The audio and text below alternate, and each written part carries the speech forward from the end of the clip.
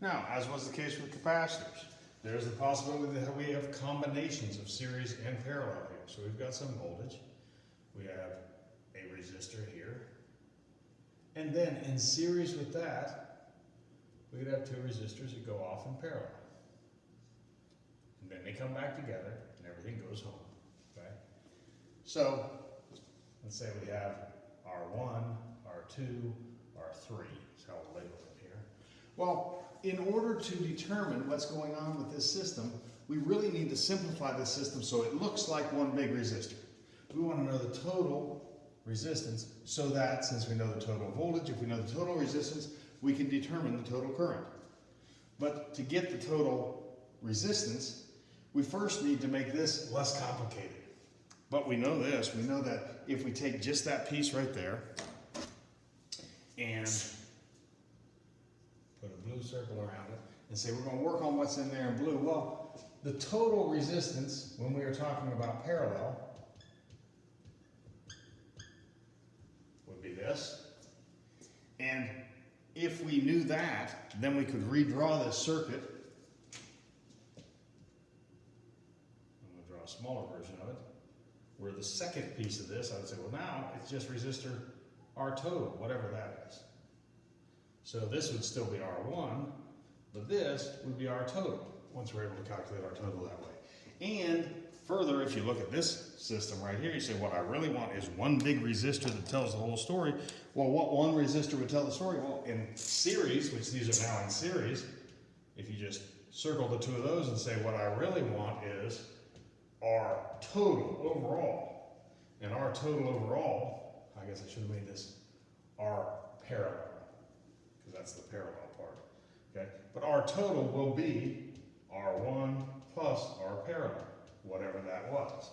And then I would have some R total. I could then say, I know V total, I know R total, therefore I can calculate the total current, and then back off from there and calculate individually how much current's running here, how much current's running there, how much current's running there.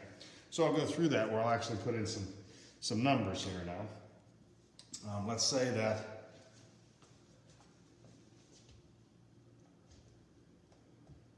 start by saying we've got a voltage here that's, oh, let's say 500 volts, just for fun. And let's say we've got a resistor of 200 ohms here, let's say 50 ohms there, and 100 ohms there.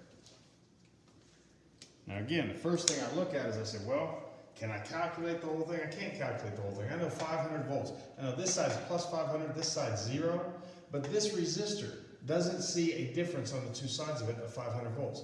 It sees some difference between here and here, but there's another drop in voltage over here.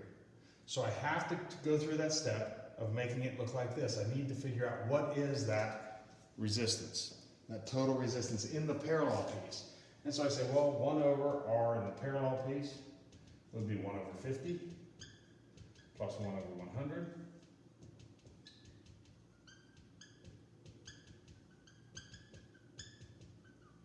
Which tells me the parallel resistance is 100 over 3.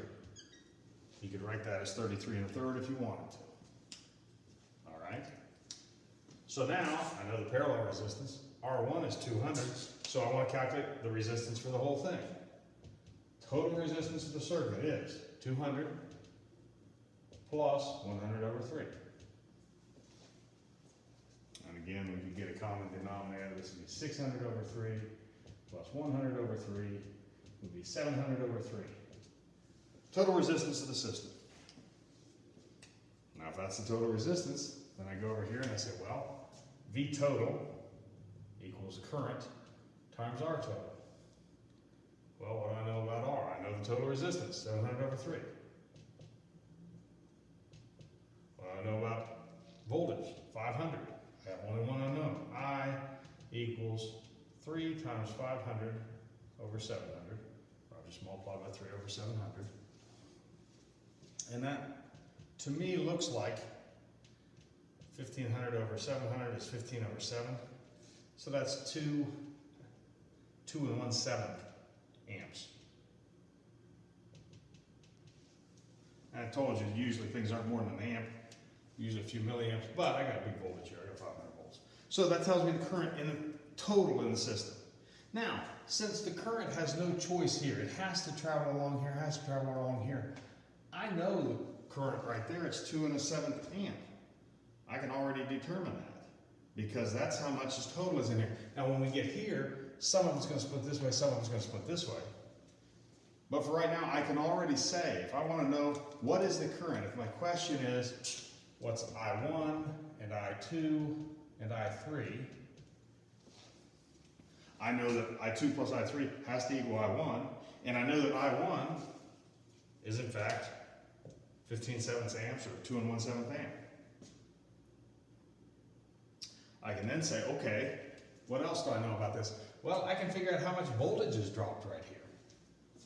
Because again, I have this equation, V equals IR, and if I don't know V, because I know V for the whole thing, but not how much is dropped here, but I know the current here is this, and I know the resistance here is 200,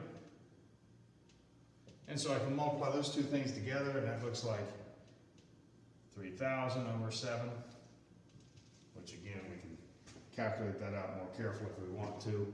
It's somewhere in the neighborhood of 4, let's see, 200 over 7, so 428.57. That should be,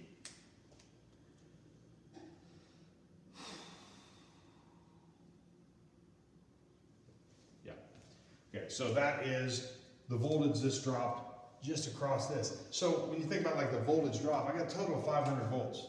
It's got to push through 200 amps of resistance. The next thing it has to push through is only 200 ohms of resistance.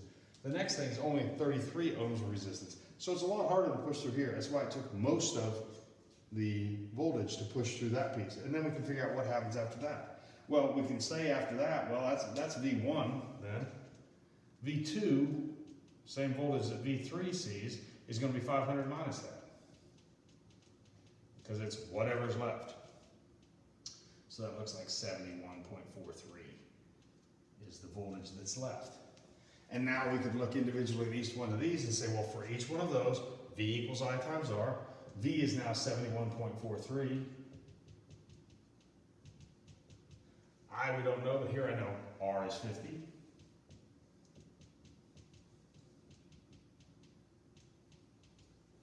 And here, I don't know I, but I know in that case that I still have 71.43 volts and R is 100.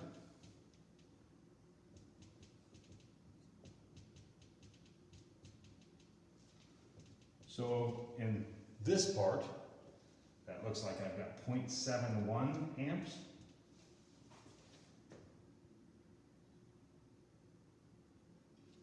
In the other part,